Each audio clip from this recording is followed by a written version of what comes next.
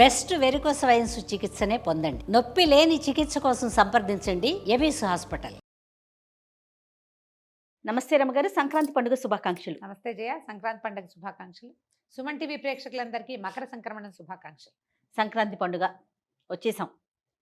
భోగి గురించి మనం ఆల్రెడీ ఒక వీడియోలో మాట్లాడుకున్నాం రమగారు. మరి సంక్రాంతి పండుగ యొక్క విశిష్టత ఈరోజు ఏంటి, ఎలాంటి విధి విధానాలు అవలంబించాలి, ఎలాంటి దేవతార్చన చేయాలి, పూజలు పునస్కారాలు ఏం చేయాలి, ఏం వండుకు తినాలి, ఎలా అంటే గాలిపటాలను ఎగరేసుకోవాలి, ఇవన్నీ కూడా మనకి సంక్రాంతే కదా రమ్మగారు. ఊళ్ళలో తేడా, ఒక్కొక్క ఊర్లో ఒక్కో రకంగా చేసినా, ఎవరు చేసినా పొద్దునే లేచి సూర్యుడికి దండం పెట్టుకోవాలి. కొంచెం ఎక్కువ రోజులు చేసుకునే పండుగల్లో సంక్రాంతి కూడా ఒకటి కదండి. 3 రోజులు పెద్ద పండుగ అంటాం కదా. మనకి పంటలు వచ్చే రోజు, మాసుళ్ళు అయ్యే రోజులు, పంటలు ఆల్రెడీ వచ్చేస్తాయి, మన డిసెంబర్లోనే వచ్చేస్తాయి. అక్కడి నుంచి మనం దాన ప్రక్రియకి శ్రీకారం చుడతాం. అవును, ధనుర్మాసం మొదలయ్యేసరికల్లా హరిదాసులు వస్తారు, అప్పటి నుంచే వస్తాయి జయ. డిసెంబరు 10-14 తారీఖులకే ఇంచుమించు పంటలు ఇళ్ళకి చేరిపోతాయి అందరికి. పండుగ రోజుకి వస్తుందని చెప్పడానికి వీల్లేదు. అవునవును, అప్పటి నుంచి మొదలుపెట్టి మీరు ధాన్యం కాటా వేసుకోవటం, ఎవరికైనా అమ్మటం, ఏదైనా ఇదివరకైతే ఏం చేసేవాళ్ళు, ఇచ్చిపుచ్చుకునేది ఉండేది కదా.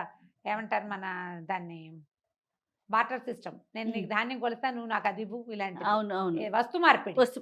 వస్తు మార్పిడి కాలంలో ఏం చేసేవాళ్ళు, ధాన్యం పోసి ఇంట్లో కావాల్సిన సరుకులు, సామాన్లు, బట్టలు, కొత్త బట్టలు కూడా అన్నారమ్మగారు. బట్టలు కూడా వస్తు మార్పిడిలో. అంటే చేనేత కార్మికులకి ధాన్యం ఇచ్చి బట్టలు తీసుకునేవాళ్ళు.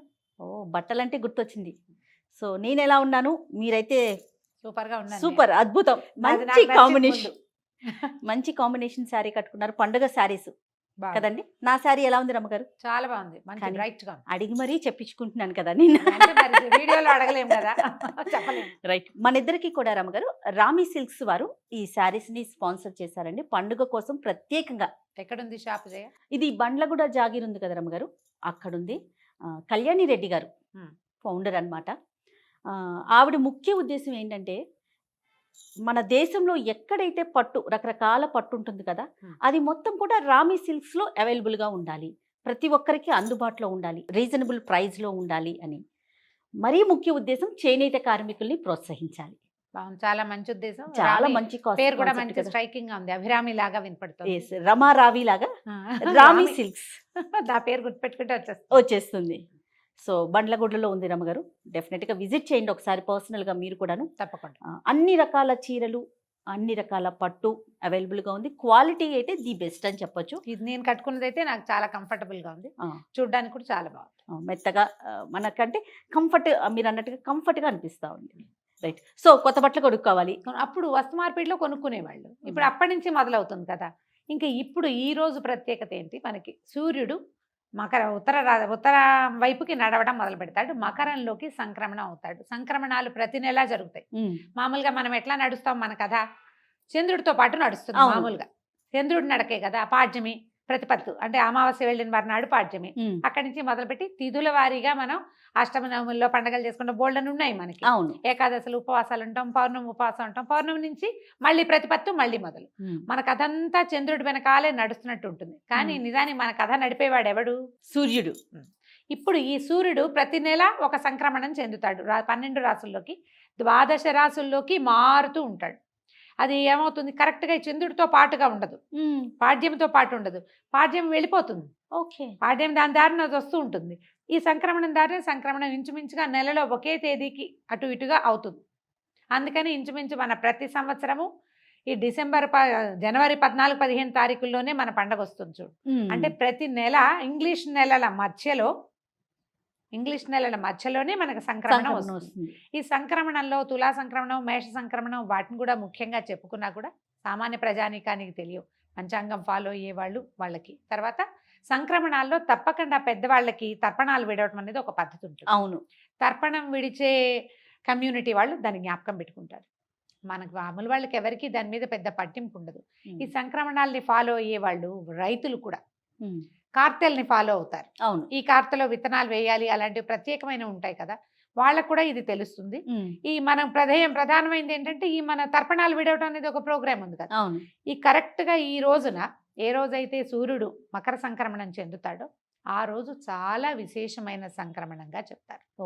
ఈ మకర సంక్రమణంతో మనకి సూర్యుడి నడక మారిపోతుంది. ఉత్తరం వైపుకి కొన్ని డిగ్రీలు వాలి మళ్ళీ మనకి రావటం మొదలు పెడతాడు అనమాట. మొన్నటిదాకా దక్షిణం వైపు వాలాడు, ఇప్పుడు ఉత్తరం వైపు వాళ్తాడు. ఈ ఉత్తరాయణ పుణ్యకాలం మహాపర్వదినాలు అని చెప్తారు. భీష్మ పితామహుడు యుద్ధంలో పడిపోయి ఆయన ఇచ్చామరణం ఉన్న వరం ఉంది ఆయనకి, ఎప్పుడు కావాలంటే అప్పుడు మరణించవచ్చు. దెబ్బలు తగిలినా కూడా ఆ బాధని సహిస్తూ ఉత్తరాయణ పుణ్యకాలం వచ్చే వరకు వేచి ఉండి ఉత్తరాయణం వచ్చిన తర్వాతే భీష్మ ఏకాదశి చెప్పుకుంటాం కదా. అవును. అప్పుడు దశమి నాడో నవమి నాడో ఆ చివరి రోజుల ఏకాదశికి కొద్దిగా ముందు ప్రాణాలు విడిచారండి. ఈ ఉత్తరాయణం ఏంటంటే ఇప్పుడు మనకి మొన్నటిదాకా మనకి ఒడుగు ముహూర్తాలు ఉండవు. పెళ్ళిళ్ళు చేసుకుంటాం, గృహప్రవేశాలు, అన్నప్రాసన అన్నీ చేసుకుంటాం. కానీ యజ్ఞోపవీతం వేయడానికి ముహూర్తాలు మాత్రం ఉత్తరాయణంలో మాత్రమే ఒడుగులు చేయాలి. ఉపనయన క్రియలు దక్షిణాయనంలో చేయకూడదు. ఇప్పుడు ఇది రాగానే ఇక్కడి నుంచి ఒడుగు ముహూర్తాలు అవి కనపడతాయి అనమాట. ఒడుగులు చేసుకునే వాళ్ళందరూ కాదు, కొద్దిమందే చేసుకుంటారు. అవునవును. ఒడుగులు చేసుకునే వాళ్ళ సంగతి పక్కకు పెడితే మనందరికీ కూడా ఇది దేవతలు మెలకువగా ఉండే కాలం. సంవత్సరంలో 6 నెలలు దేవతలు పడుకుంటారు. ఆ నిద్రపోయే కాలం ఏమిటి? దక్షిణాయనం. వాళ్ళు మెలకు వచ్చే కాలం ఉత్తరాయణం. ఇప్పుడు దేవతలు సుప్రసన్నంగా ఉంటారు. చిన్న చిన్న పూజలు కూడా ఫలిస్తాయి. సింపుల్గా దాన ప్రక్రియ ఫలిస్తుంది. చిన్న దానం కూడా పనిచేస్తుంది. మనం అందుకని ఈ ఉత్తరాయణ కాలంలో ఏంటంటే పైగా ఏంటి వెదర్ ఒకటి మారిపోతుంది. వాతావరణం పూర్తిగా మారుతుంది కదా. సూర్యుడు తేజరిల్లుతాడు, మాఘం వచ్చేసరికి ఇంకా చురుకెక్కుతాడు. ఇప్పుడు ఇక మొదలు పెడతాడు అనమాట. వెచ్చదనం మొదలవుతుంది, మనకి చలి తగ్గిపోతుంది. చాలా ప్రాంతాలు మన హైదరాబాద్ అయితే జనవరి 15-18 తారీఖులు వచ్చేసరికల్లా మెల్లిగా ఎండ చురుకు అనిపించడం, పొద్దు నిలబడుతుంది. ఆ పొద్దు నిలవటం ఈ రోజు నుంచి స్టార్ట్ అవుతుంది. ఈ రోజున మనం చేయాల్సింది ఏంటంటే మహాపర్వదినం కాబట్టి దేవాలయ దర్శనం చాలా మంచిది. దేవాలయాలు హడావిడిగా ఉంటాయి, ఇంట్లో దీపారాధన. ఎలాంటి దేవాలయాలు రమ్మగారు? విష్ణువాలయాలు చాలా మంచివి చేయగలిగితే, శివాలయాలు, అమ్మవారి ఆలయాలు, వినాయకుడు, కుమారస్వామి, మన అందుబాటులో ఏదైనా ఒకటి దేవాలయం అనగానే ఫలానా దైవ సన్నిధి అనేది ఆ ముఖం ఉన్నవాడే మనని ఉద్ధరిస్తాడని భావించకూడదు. ఆ స్వరూపంలో ఉన్నటువంటి పరంజ్యోతి ఆయన మనకి అనుగ్రహిస్తాడు. మన ఇంటి దగ్గర ఏది ఉంటే అది, అవకాశం ఉంటే ఎక్కడికైనా వెళ్ళొచ్చు. అంతే. ఓ సంవత్సరం మేము ద్వారక వెళ్ళాం. మేమేమనుకున్నాం తెలుసా, నిజంగా ఇప్పుడు చెప్పాలనిపిస్తుంది నాకు. సంక్రాంతి పండుగ మనకి చాలా ఇంపార్టెంట్. అవును, తెలుగు వాళ్ళకి పొంగల్ అని తమిళ. నార్త్ ఇండియాలో ఏముంటుంది అనుకున్నాం మేము, ద్వారకలో ఏమి ఉండదు అనుకున్నాం.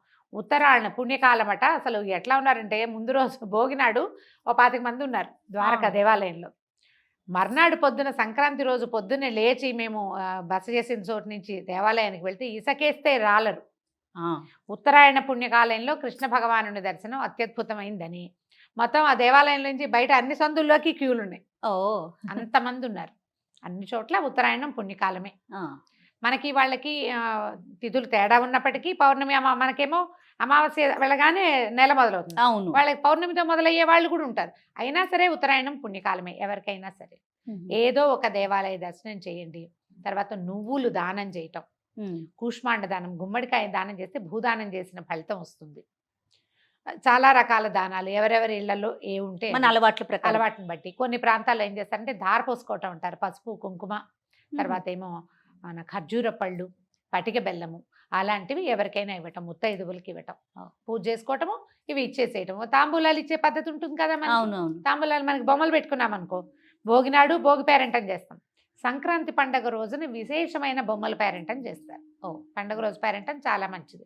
ఇప్పుడు పేరెంటం అనగానే ఏం చేస్తాం, ఊరికే హాయ్ అని పంపించాం, స్వీటు హార్ట్ కూడా పెట్టాం. స్వీట్ హార్ట్లు పెట్టేది కాదు, బొట్టు పసుపు ఇస్తాం. ఓకే, వాళ్ళకి తాంబూలం ఇవ్వటం. ఈ తాంబూలంలో ముఖ్యంగా పసుపు కుంకుమ, తర్వాత చిమ్మిరి, నువ్వుల లడ్డులు, మన జీడీలు చేస్తారు చూడు, నువ్వుల చిక్కి. ఇప్పుడు మామూలుగా అయితే నువ్వులు ఒకళ్ళ చేతి నుంచి ఒకళ్ళు తీసుకోకూడదు. అవును, దాన ప్రక్రియ కింద వస్తుంది, అది మంచిది కాదంటారు. కానీ తీపి పదార్థంగా దాన్ని టర్న్ చేసి మనం లడ్డూలో లేకపోతే ఏదైనా ఉండలో అలా చేసిస్తే వాటిని పంచిపెట్టుకోవచ్చు. ఎవరికైనా నువ్వులే దానం చేయగలిగి అవకాశం ఉంటే మంచిది. ఓకే, లేకపోయినా మనం ఇట్లా పేరెంటాల్లో ముత్తైదువులకి అలా పంచిపెట్టినా కూడా విశేషమైన ఫలితం లభిస్తుంది. నోరు తీపి చేసుకోవటం, ఈ నువ్వులు తర్వాత అందులో వేసేటువంటి బెల్లము, వీటన్నిట్లలో ఏంటంటే మనకి శరీరంలో ఉష్ణాన్ని పెంచే శక్తి ఉంటుంది వాటికి. నువ్వులు హీట్ కదా మనం చెప్పుకుంటాం. ఇప్పుడు తినాలి ఈ కాలంలో, చలి నుంచి బయటకు వచ్చేస్తాము, ఒంట్లో జీవశక్తి పెరుగుతుంది. తర్వాత కాలానికి మనం శరీరాన్ని తయారుగా ఉంచుకోవటం, అంతే కదా రమ్మగారు? అంతే, శరీరాన్ని తయారుగా ఉంచుకోవటము. ఇవి కాకుండా ఇంకా తర్పణాలు విడిచేవాళ్ళు, ఆ అలవాటు ఉన్న వాళ్ళు తర్పణాలు విడవటము, పెద్దలకి పెట్టుకోవటం అదొకటి అవును. చేస్తారు. సంక్రాంతి ఇప్పుడు పండుగ బాగా చేసుకుంటారు. పెట్టుకుంటారు. మనం సంవత్సరం అంతా చేయలేని వాళ్ళు, తర్వాత ఏ రోజు మన పెద్దలు మరణించారో తిథి తెలియని వాళ్ళు, తెలిసినా కూడా పెట్టుకుంటారు. అవునవును. తిథులు తెలీదు, డేట్లే తెలుసు, వాళ్ళు కూడా మహాలయ పక్షాల్లో చేయలేకపోయిన వాళ్ళు ఈ రోజున పెద్దవాళ్ళకి పెట్టుకోవటం. ఈ సంక్రమణ కాలంలో ఏంటంటే పితృదేవతల ఆరాధనకి మంచిది, ఓకే. దైవారాధన మంచిది, సూర్యారాధన మంచిది. ఏమీ చేయము, చుట్టుపక్కల వాళ్ళందరితో స్నేహంగా ఉంటాం, అది కూడా మంచిది. అది మంచిది. ఆ, స్నేహాన్ని పెంచుకోవటం, దానికి సోషలైజ్ అవ్వడానికి కూడా ఇది ఒక మంచి అవకాశము. అవకాశం.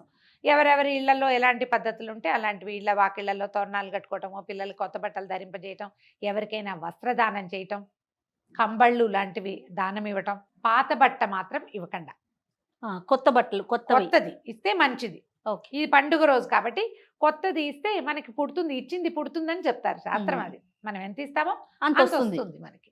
ఇచ్చేయాలి, ఇవ్వడం. ఇక రకరకాలు ఎవరెవరి ఊళ్ళలో, కొందరు ఊళ్ళలో ఏమో ఇవి చేస్తారు, మన కైట్స్ ఎగరేసుకోవడం, గాలిపటాలు గాలిపటాలు ఎగరేయడం, ఎగరేస్తారు. గాలిపటాలు ఎగరేస్తారు, స్నేహితుల్ని కలుస్తారు. కొత్త అల్లులకి మంచి బాగా పండగ. మంచి పండుగ, ఆ పెద్ద అల్లుళ్ళు పండుగ. పెద్ద పండుగ కాబట్టి కొన్ని ప్రాంతాల్లో ఈ కోడి పందాలు అవి వ్యవహారాలు చాలా నడుస్తాయి అవునవును. కదా. కోడి పందాలు నడుస్తాయి, ఎడ్ల పందాలు వేస్తారు, గొర్రె పొట్టేళ్లతోటి పందాలు వేసుకుంటారు. ఈ రోజున సెలవులు ఇస్తారు ఉమ్.